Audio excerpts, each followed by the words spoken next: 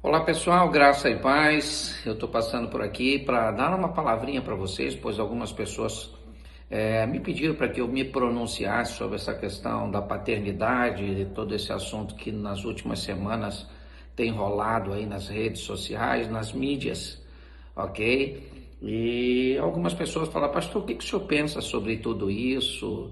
É, eu quero dar aqui a minha opinião, aí não é questão de estar certo ou se está errado, na verdade eu estou dando a minha opinião para aquelas pessoas que me seguem e que me pediram para que eu me posicionasse, ok? As demais pessoas não estão incluídas nisso, você não pediu a minha opinião, certo? Mas essa é a opinião para as pessoas que me seguem aí e que me solicitaram. Bom, vamos lá.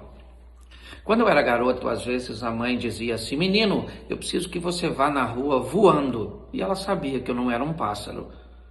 Às vezes ela falava assim, menino, se eu for aí eu te mato. E na verdade ela estava apenas falando numa questão de correção. Às vezes nós falávamos para a mãe, mãe, eu estou morrendo de fome. E nós não estávamos morrendo de fome. Às vezes no namoro se dizia, eu dei um beijo e fui na lua. E você não foi na lua, porque na verdade tudo isso apenas se trata de uma linguagem figurada, certo? De uma expressão que nos dá o direito de dar essa conotação. Isso é totalmente permitido. Ok? E no que diz respeito, me parece, a esse assunto, eu entendo que a linguagem usada, ainda que haja por detrás de tudo isso um outro interesse, eu não vou entrar nesse mérito da questão, é dizer que a linguagem para mim é figurada. Não tem como. Ok? Por quê? Porque, por exemplo, eu já vi mães solteiras exercer a função de pai, de mãe e de pai.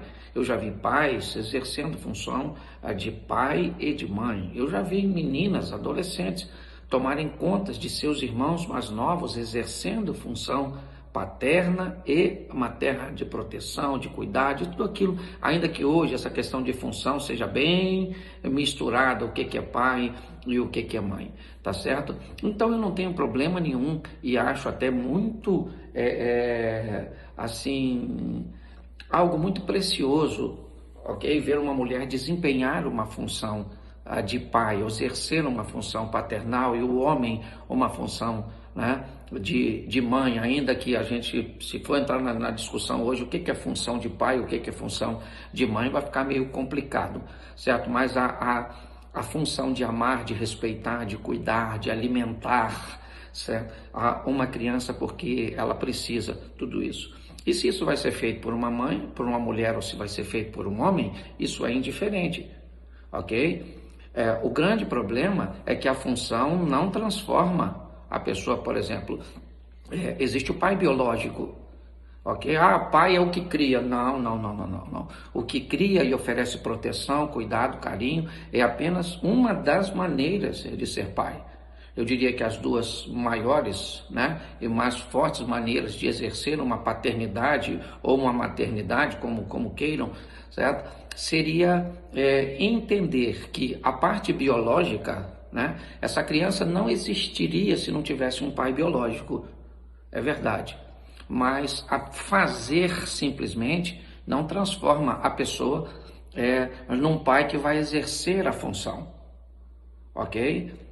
Então nós temos o pai que faz, ok? O genitor, aquele que foi lá e fez o filho, a mãe que faz, e nós temos a mãe que cria, ou o pai que cria, aquele que também vai receber este título, certo? A única questão é que a função não transforma, né, o que exerce a função num genitor.